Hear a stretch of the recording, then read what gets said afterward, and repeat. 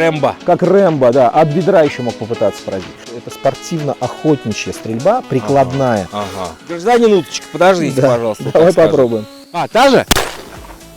Я думал, ты это запустишь.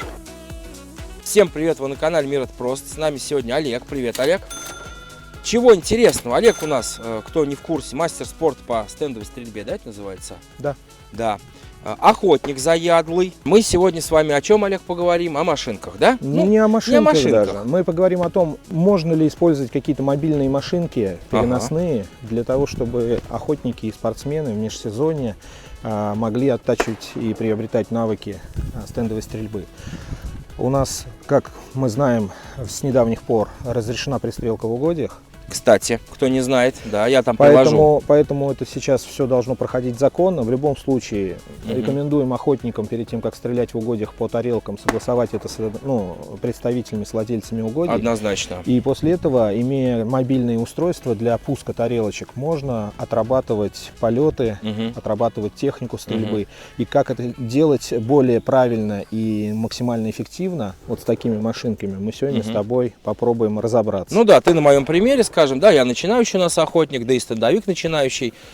Покажем людям, расскажем, как ставить. То есть у нас сегодня будет такой небольшой экскурс в то, какие полеты лучше начинающим стрелкам осваивать с помощью таких машинок, как строить тренировочный процесс, ну и постреляем с тобой. И я, кстати, для этого взял свое одноствольное ружье МР-18, оно простое, недорогое, всем доступное. То есть, ну, у меня вообще все ружья такие. Отличный вариант, один выстрел, один дичь. Да. Ну, поехали.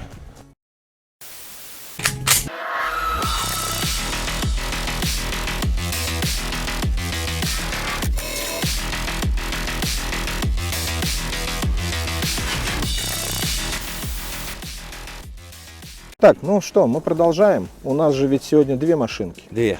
То есть вот это Протон Чирок. Протон Чирок. Это Протон Чирок.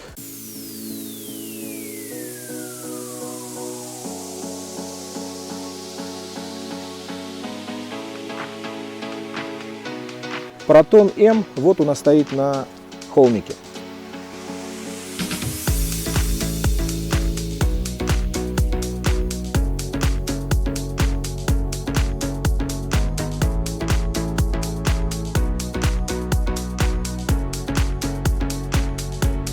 Почему мы ее поставили на холмик? Пожалуйста. Потому что из опыта охоты очень часто встречается полет, когда утка летит на замаскированного охотника, и утка не подозревает о том, что охотник есть, она летит, охотник стоит в камыше, и, соответственно, это полет очень распространенный. Часто получается в таком полете выбить утку так, что она падает непосредственно к ногам охотника, иногда даже в лодку. Это называется королевский выстрел, очень красиво. Вот. Главное, чтобы она в тебя не прилетела, да? Ну да. Вот. И сегодня мы сейчас поставили машинку Протон М, тоже компактная охотничья машинка, для того, чтобы отработать вот этот вот полет. Налетная мишень. То есть, если мы сейчас с тобой посмотрим, также у нас есть радиопульт, поэтому мы можем машинку поставить вот аж на холм, и не надо нам тащить никаких проводов. Очень удобно. И давай мы посмотрим с тобой, как на нас полетит налетная мишень. Давай, пожалуйста. Итак.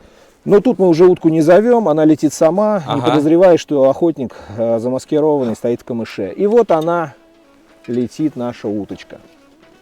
Как говорится, хорошо пошла. Хорошо пошла.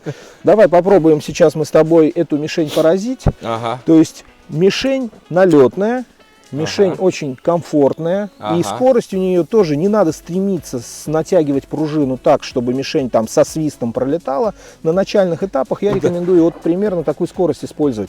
Мишень комфортная, и скорость похожа на скорость полета утки, которая не подозревает. Ну да, это же не орел у нас, который не подозревает о наличии охотника, да? Ну давай попробуем, заряжай. Ну давай, вот я жду утку, допустим. Да, ну ты пока можешь первые пару выстрелов сделать вложенным, а потом мы с тобой будем стрелять навскидку. Итак, ну давай все-таки по команде сделаем. Давай, оп.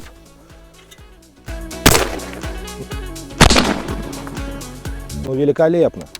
Я надеюсь, этот выстрел попал в кадр.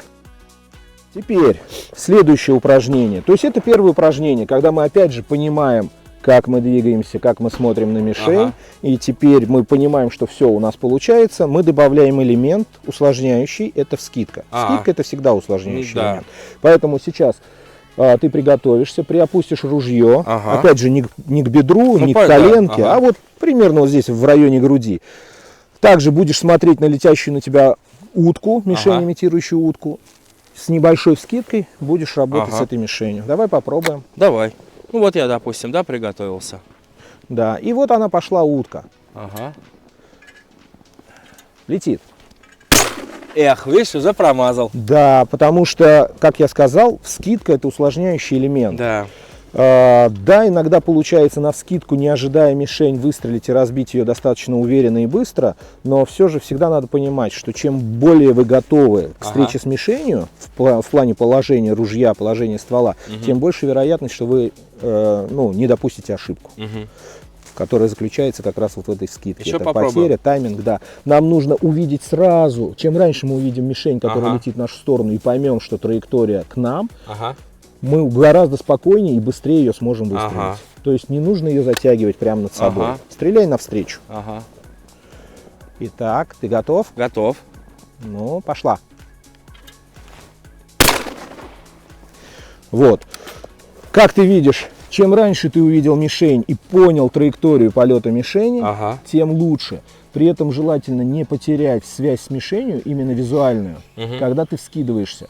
Если ты, вскидываясь, начинаешь искать ствол, то ты потерял связь с мишенью. У тебя это должно быть отработано до автоматизма. Увидел мишень, понял, что она движется вот по траектории, которая тебе нужна в твою сторону, подошел к ней и поразил. Взгляд с мишени не спуская, но при этом понимая, где у тебя находится ствол. И давай еще разочек мы с тобой попробуем. Также на летающую мишень, уверенно. Чем раньше ты увидел мишень, понял ее траекторию, тем больше у твоего мозга времени на то, чтобы быстренько с ней сработать и поразить ее. Пробуем? Пробуем. И вот она. Шикарно. Отличный выстрел. Ты где-то занимался, наверное. Наверное. Не у тебя ли? Хорошо, хорошо. Итак, и когда у нас есть возможность, имея, допустим, например, с собой на охоте двухствольное ружье, можно пострелять, вот имея две машинки, уже дуплетики, и даже можно сделать упражнение, которое называется дуплетная стрельба, когда у тебя после одной мишени вылетает вторая мишень. Вот, например, в данной ситуации мы бы с тобой, если будь у тебя двуствольное ружье, постреляли бы дуплеты. Каким образом? То есть мы приняли бы, допустим, угонную мишень и после этого поразили бы налетающую. Ну давай попробуем. Либо как вариант, смотри, например, я же могу перезарядиться. Да, попробуем. Либо как вариант ситуации, которую мы можем также сымитировать. То есть стрелок подошел на болотце, стоит, ждет свою утку, да, и вот она летит, эта утка, ему навстречу. Он выстреливает в эту утку, и в это время сидящая терпеливая утка от выстрела, испугавшись, поднимается и взлетает. Имитация охотничьей стрельбы. Успеешь перезарядиться? Ну, я попробую. Ну, чуть-чуть надо тебе будет мне время дать, потому что у меня этого эжектора нету здесь. Все, хорошо. Пробуем. Чуть-чуть надо будет время дать. Итак, ситуация, когда мы стреляем на летающую утку, и терпеливая, зашуганная, сидящая в камыше утка не поднялась бы без выстрела. Давай попробуем. Да, чуть-чуть, да, время надо будет. Чуть-чуть дам Я время. сейчас тогда сразу вот так вот сделаю. В этом очень хорошо, что есть возможность все-таки с товарищем стреляя договориться заранее о условиях стрельбы. Ну да. С уткой ты, конечно же, не договоришься. Ну да. Но умея стрелять, шансов ты оставишь гораздо меньше. Итак, пробуем. Пробуем. И вот она, утка. Быстрее, быстрее. Да, уже все улетело. Мотай быстро, переводка. Та же? Я думал, ты это запустишь. Итак, ты теперь по таймингу понял, что как перезарядиться. Итак, сейчас мы с тобой сымитируем ситуацию охотничью, когда стрелок подошел, условно говоря, на какое-то там место болотистое, и вдруг видит, что летит утка. И ситуация выглядит следующим образом. Он стреляет в эту утку, А та утка, которая сидела до этого на болоте, зашкерившись и не тронувшись без выстрела, она вдруг взлетает и начинает улетать. Ага, Твоя задача поразить первую утку, летящую навстречу к тебе, и после этого успеть перезарядиться и еще попасть по второй. Хорошо, Конечно, с двустволкой это было бы сделать гораздо проще. А тут придется просить, чтобы утка тут чуть придется, подождала. да, подожди, дорогая. Гражданин уточка, подождите, Да, пожалуйста. вот давай так скажем. попробуем. Так, я готов. Ты готов. Итак. И вот она, наша утка. Вторая. Ага. Обрати Левый внимание. выстрел был. Да, насколько ты был Сильно левее. сконцентрирован на утке улетающей, что ты даже не попытался поднять ружье Ну да. и прикоснуться, Да, сделать да. хотя бы небольшую вкладку. Ну вот То есть ты тренировки, стрелял да. практически вот так. Ага, как Рэмбо. Как Рэмбо, да, от бедра еще мог попытаться поразить. Да. Но вот как раз для этого такие ситуации нужны. Когда ты, выстрелив один раз, должен суметь сохранить Да. концентрацию на второй мишени и выполнить правильно второе действие. Классная история, да, вообще вот, ну, супер. Вот. Это называется дуплет. Дуплетная стрельба. Интересное очень упражнение в стендовой стрельбе. Более того, да, в спортинге у нас есть еще дисциплина спортинг, Да. где только навскидку производится стрельба. Дуплетная стрельба подразумевает стрельбу с прикладом из любого положения, но две мишени обязательно у нас в дуплетной стрельбе применяются.